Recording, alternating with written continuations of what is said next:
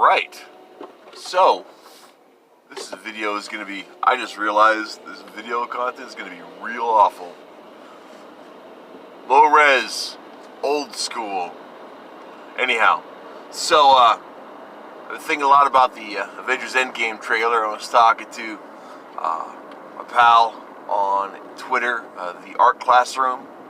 I'm going to call him a pal. We don't agree on anything, but man, I love to talk to that guy. Anyway,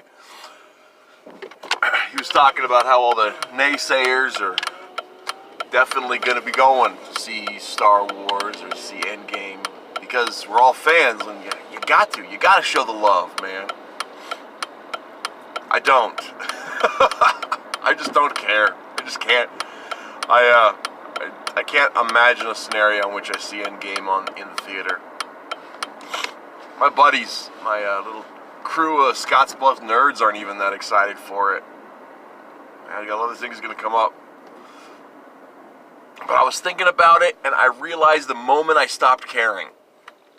And those aren't the same moment as the moment I knew that I didn't care. You see, when the last trailer went up, we have all the sequences, not the most recent, not the To The End trailer, but the one before that, which I didn't even know that most recent one even came out.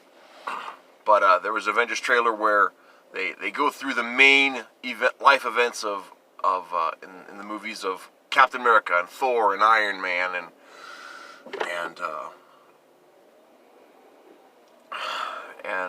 I just couldn't care about any of that stuff. I realized I just didn't care.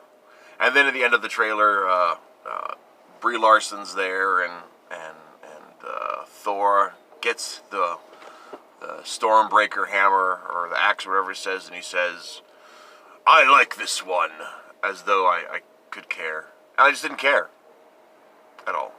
It wasn't even a dislike. It just like, meh, yeah, you're not getting my money this time, Disney. But I didn't care at the beginning, and I didn't know that I didn't care. The trailer didn't turn me off. It just was a blank space in my soul. And even though it hit all these events from the stories, and I've loved so many of those Marvel movies, they've been so meaningful to me, I just didn't care. So this week I was thinking about that. I was thinking back on what the art classroom was saying and our little banter back and forth there, and I was thinking about how I just didn't care. And I realized there was a moment that I didn't care. What made me actually turn me off was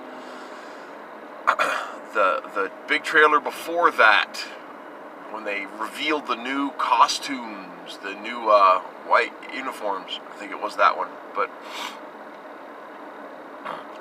there's this voiceover, and Black Widow says, "We've all lost people, Steve, and this is gonna work." And Captain America, the world's greatest strategist, right? This guy who had everything it took to be a great soldier except the physique, and then he became the pinnacle, the ideal. He was the complete package because of what was inside of him.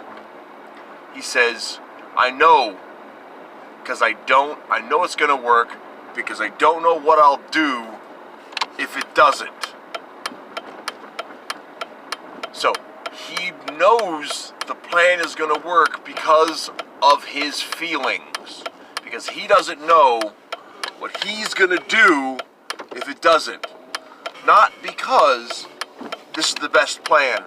Not because and not even the grit. Like, not even Captain America says, you know, it doesn't matter if it's going to work, it's just our only plan. No, he says, I know it's going to work because if it doesn't, I'm a mess. I have to believe because I have an emotional attachment to this. That's where they took Captain America's balls, ripped them right out of him, and smashed them to pieces there on the counter. That was the man who had held Thanos' fist, right?